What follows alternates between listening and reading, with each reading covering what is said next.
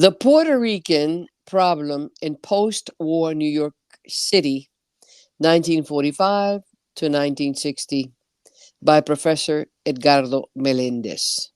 This has been published by Rutgers University Press. And Professor Melendez is a professor of African and Puerto Rican Latino Studies, or was. He's retired. And again, professor of African and Puerto Rican Latino Studies at Hunter College, which is CUNY, study in New York, and also retired from the University of Puerto Rico. Profesor, de nuevo, su más reciente libro es El problema puertorriqueño después de la guerra en la ciudad de Nueva York, o sea, el problema puertorriqueño en la ciudad de Nueva York después de la guerra entre el 1945 y 1960. Y repito, para esos que no lo conozcan, aunque yo sé que los conoce, medio mundo lo conoce ya, es profesor de estudios afro-puertorriqueños y latinos de Hunter College, Universidad de Nueva York, está retirado, y la Universidad de Puerto Rico, pero es autor de varios libros muy importantes. Y yo recuerdo y lo aplaudo, no solamente por la entrevista que me dio tan interesante sobre su libro Patria, pero también el éxito que ha tenido en ventas y lo que trae sobre el tapete, sobre la relación que existió entre los puertorriqueños y los cubanos en Nueva York para el 1890, principio de siglo, que muchas personas desconocen. Y es una parte de la historia muy, muy importante, impactante. Lo felicito de todo corazón. Muchas gracias, Hilda, muy amable. Ahora, esto yo soy parte del problema puertorriqueño en la ciudad de Nueva York, porque fíjese, y eso usted me dijo también, que una amiga mutua dijo, porque yo llegué, o sea, mi mamá llegó aquí con mi hermano, mi padrastro, en el 1946. Sí. Justamente. Y seguimos el patrón que usted presenta. Vinimos a Manhattan y después nos fuimos para el Bronx. Y ahí yo tuve mi crianza, o sea, una crianza pobre, pero decente y trabajadora. Claro. Así que lo felicito, le agradezco esta página que va y que le ha obsequiado al mundo. Adelante con su libro y por qué usted decidió escribir y publicar este libro. Bueno, como todas las historias, es una historia un poquito larga, pero te lo voy a hacer corta.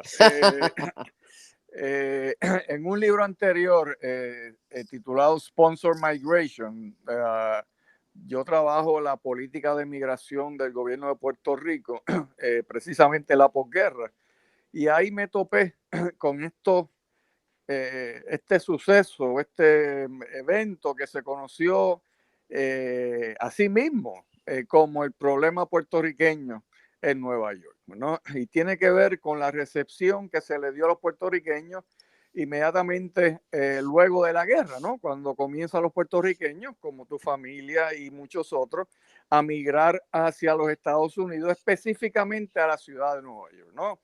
Ese periodo del 45 al 50, básicamente la gran mayoría de los migrantes puertorriqueños se movían a la ciudad de Nueva York. Y ese movimiento algo grande en términos de número, podríamos decir que tuvo un impacto algo negativo en la ciudad. Tenemos que recordar que Nueva York no recibía grandes migraciones desde hacía mucho tiempo, ¿no?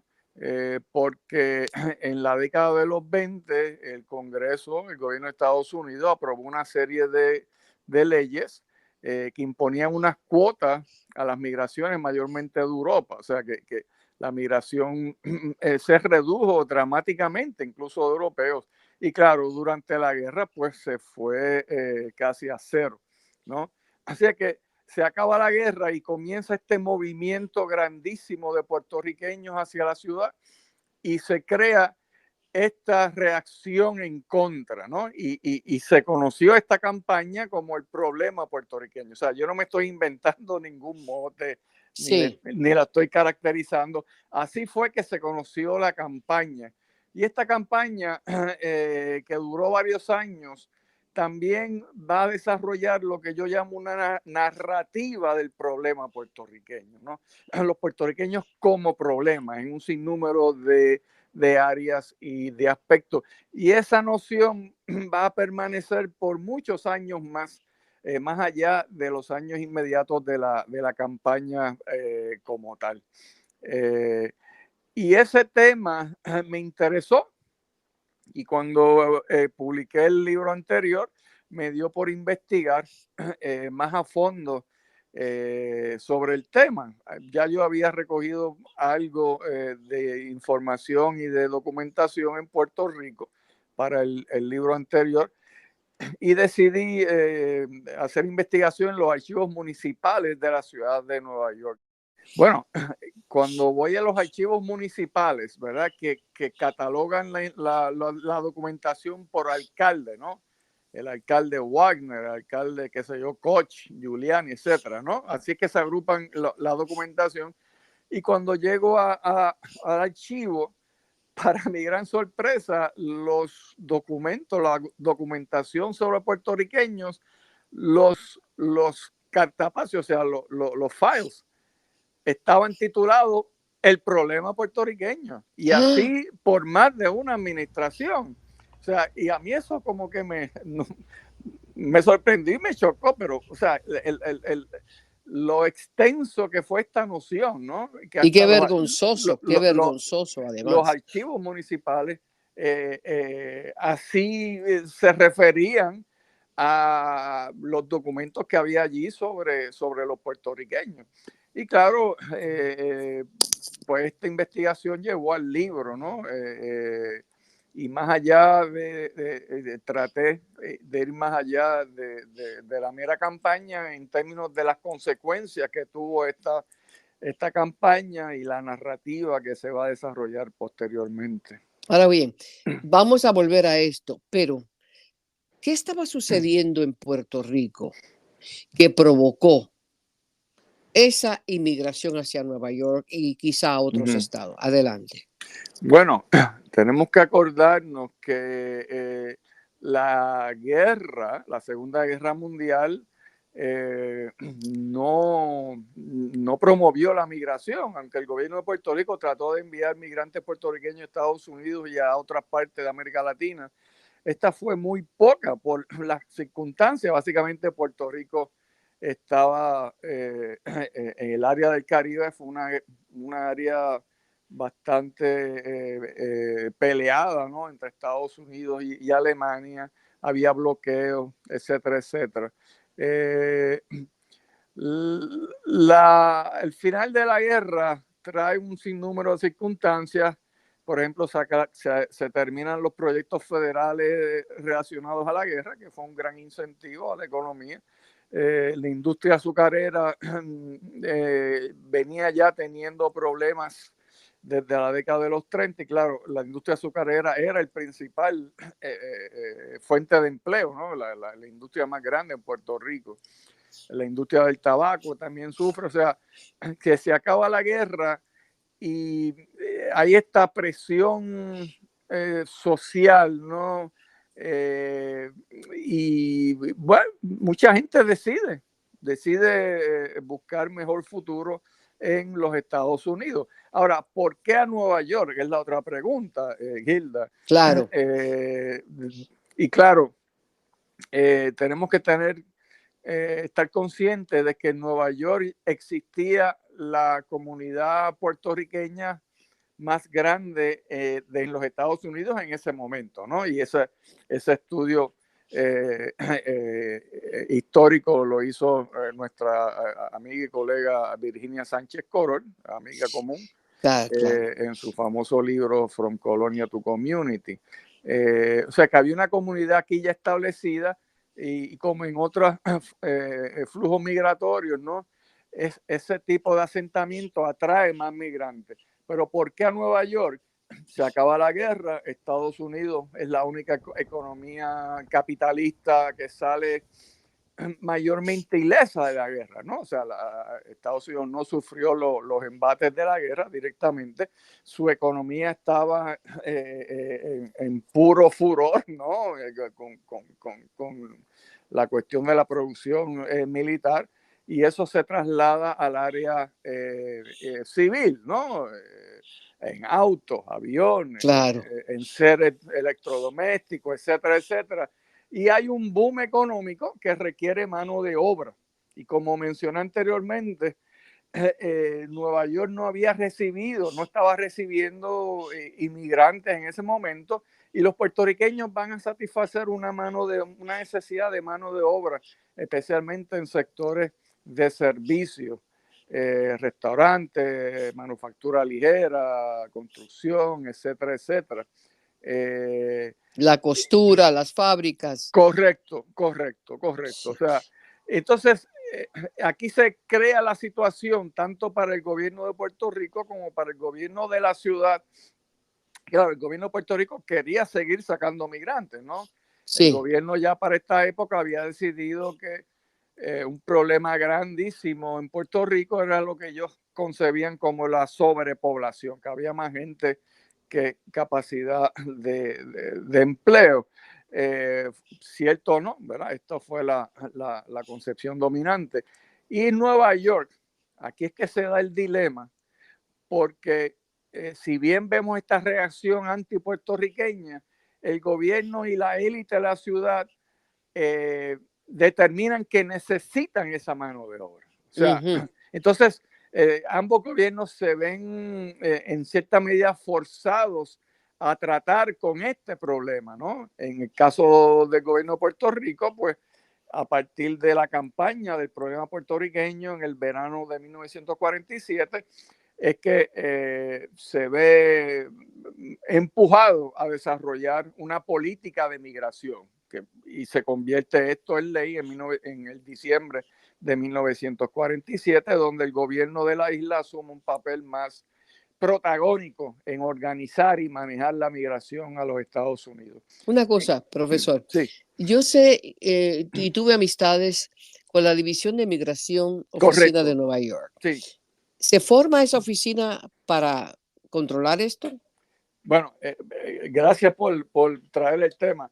En la ley de migración del 47 se crean dos agencias, una en Puerto Rico y una en Nueva York, que luego se va a extender a las áreas donde residen los puertorriqueños de Estados Unidos. En Puerto Rico es el negociado de empleo y migración, que te lo dice todo, ¿no? La agencia que se supone promover el empleo también iba a promover la migración. Y esa misma ley crea lo que se llamó originalmente la Oficina de Migración, que se estableció precisamente en Nueva York para tratar con el problema puertorriqueño, o sea, para tratar de incorporar a esos migrantes que supuestamente eran la causa del problema. Y claro, la Oficina de Migración se convierte unos años luego en la División de Migración cuando se establecen oficinas del gobierno de Puerto Rico en otras ciudades como Chicago, Hartford, Filadelfia, etcétera, ¿no? O sea que el gobierno entonces va de Puerto Rico, busca manejar la migración desde Puerto Rico, y para aquellos que se fueron en los Estados Unidos, principalmente en la ciudad de Nueva York, ¿no? Otra cosa que leí sobre el salario que le pagaban era mínimo, era muy poco comparado con otros Bueno, inmigrantes. sí, volvemos al punto que tú trajiste anteriormente. La mano de obra puertorriqueña es una mano de obra barata dentro del esquema de Estados Unidos, ¿no? Era para proveer mano de obra en ciertas áreas que los americanos o no estaban o no querían trabajar, ¿no? Por Ajá. salarios más bajos, etcétera, etcétera. Y claro, el otro problema es que es uno de vivienda, que eso fue una parte importante del llamado problema puertorriqueño, porque Nueva York ya antes de acabarse la guerra tenía un problema de vivienda, no había suficiente vivienda para la población, y eso se agrava después de la guerra, ¿no? Cuando empieza a moverse más gente a la ciudad por la cantidad de empleos que se están creando, etcétera, etcétera. Y esto lleva a, por ejemplo, se concentra un asunto de esto en el barrio, ¿no? En lo que se llamaba el Harlem hispano, o el Harlem El barrio puertorriqueño, latino, claro. el barrio latino en East Harlem. Y aquí comienzan pues estas nociones de que los puertorriqueños lo que hacían era degradar las comunidades. Y de ahí sale el problema puertorriqueño, de ahí se cultiva ese Bueno, mote. esta es una de las nociones del problema puertorriqueño. El problema puertorriqueño, la campaña como tal, tiene un sinnúmero de nociones que se están divagando, que se están difundiendo en ese momento. Uno de ellos es quién es esta gente, de dónde vienen, ¿no? Porque la comunidad puertorriqueña previo a la guerra, aunque existía, no era tan grande en la ciudad de Nueva York comparado con otros grupos étnicos y raciales. Claro. Y aunque éramos ciudadanos, ¿no? Veníamos de un territorio colonial, o sea que Puerto Rico es y no es parte de los Estados Unidos. Y para mucha gente no nos identificaban como ciudadanos. Esto es otro problema. Aparte de eso, veníamos de un ambiente cultural hispano, ¿no? Con español y una cultura Sí. caribeña, hispana, ¿no? No éramos considerados como blancos. Y por lo tanto, se crea este asunto de quién es esta gente y el elemento de que los puertorriqueños son diferentes, no son, y aquí hay otros elementos que es importante de este problema y luego de la narrativa, comienzan a compararnos con las migraciones previas de Europa. Y claro, aquí el elemento era que no éramos europeos y que tampoco éramos blancos, ¿no? Ajá. Entonces, uno de los elementos es que, bueno, esta gente es distinta a nosotros y no se van a poder asimilar como lo hicieron los europeos anteriormente. O sea, que era un problema de esta gente va a ser un estorbo aquí, va a ser un problema, ¿no? De ahí la noción de que éramos un problema. La otra noción es que traíamos enfermedades a los Estados Unidos, de que teníamos tendencias criminales, de que no teníamos liderato ni organización. Estas nociones van a formar parte de lo que yo llamo la narrativa del problema puertorriqueño. Se crean en estos años,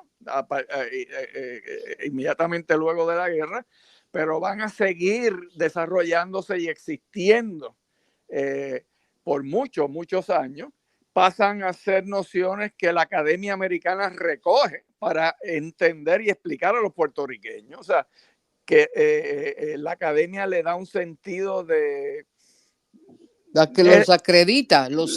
Correcto, le da una legitimidad a estas nociones que vienen de una campaña antipuertorriqueña. Y esto salió de la prensa, obviamente, me imagino que... Sí, no, el capítulo que yo tengo sobre la campaña es todo sacado de la prensa de Nueva York, ¿no? De hecho, el New York Times fue uno de los principales instigadores en esta campaña puertorriqueña.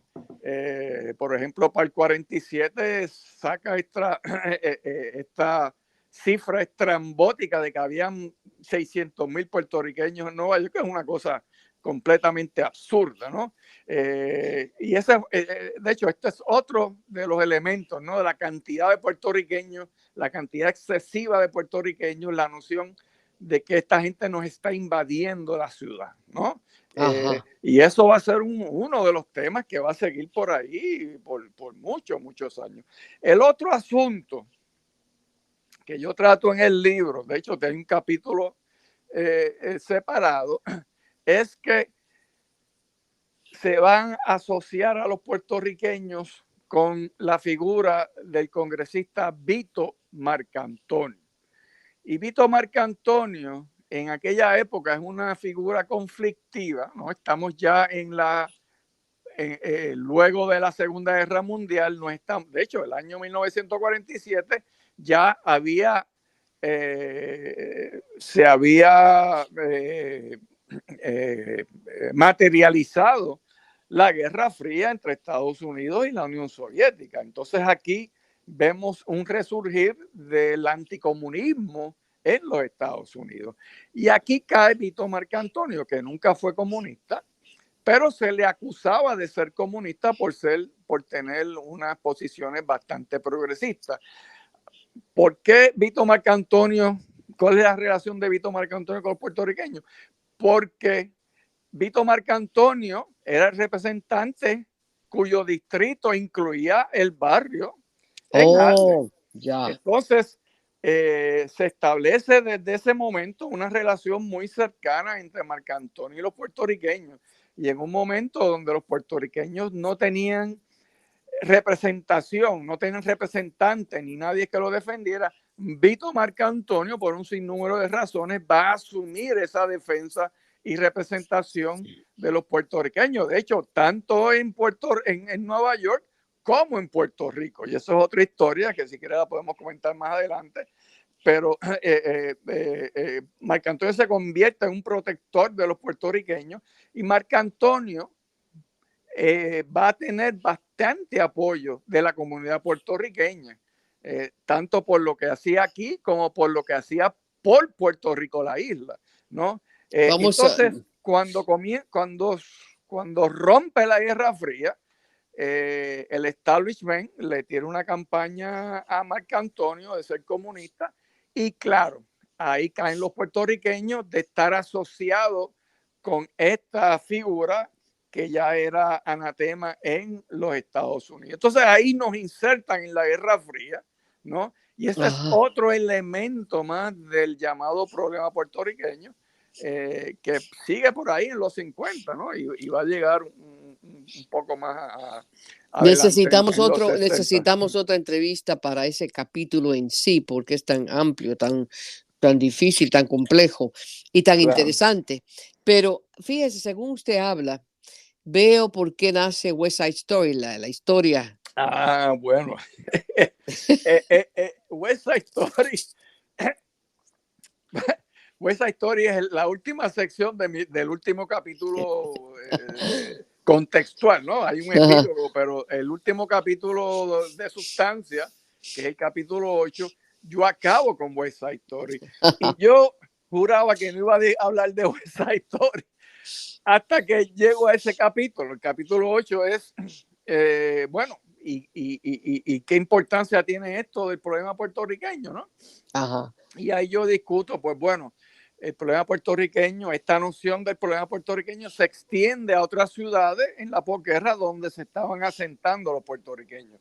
Y hay campañas de problema puertorriqueño, o sea, llamadas así, Hilda, no es que ¿Sí? lo esté inventando, en ciudades como Chicago, como Hartford, Filadelfia, etcétera, ¿no? O sea, que esto del problema puertorriqueño persiguió a los puertorriqueños en otras comunidades en Estados Unidos. Qué triste. En ese capítulo también discuto cómo una de las nociones académicas que más impactó el estudio de los puertorriqueños en Estados Unidos, especialmente en los 60, la llamada cultura de la pobreza, ¿no? Sacada de un libro de Oscar Lewis que se llamó La Vida, que trataba precisamente sobre unos migrantes puertorriqueños de Puerto Rico a Nueva York.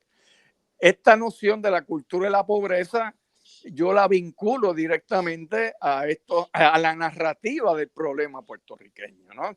Y finalmente, aquí tú tienes cómo influye la academia, y finalmente discuto West Side Story, ¿no?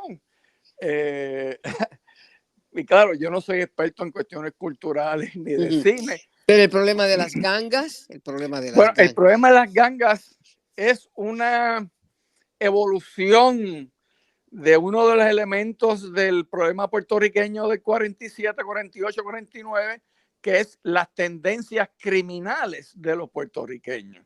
O sea, Y en ese capítulo yo discuto, bueno, ¿por qué los productores, los creadores de West Side Story escogen a los puertorriqueños, ¿no? Pues West Ujú. Side Story todo el mundo lo conoce. Sí, Ahora hay una nueva versión de Steven sí, Spielberg, ¿verdad? Es el amor imposible de estos dos personajes, una puertorriqueña con un muchacho blanco de dos gangas distintas, las gangas se pelean, etcétera, etcétera. Es una tragedia, es Romeo y Julieta, ¿no? sí. Traído a la posguerra. Continuaremos con el profesor Edgardo Meléndez y su fascinante libro The Puerto Rican Problem in Post-War New York City en el próximo programa. Muchísimas gracias.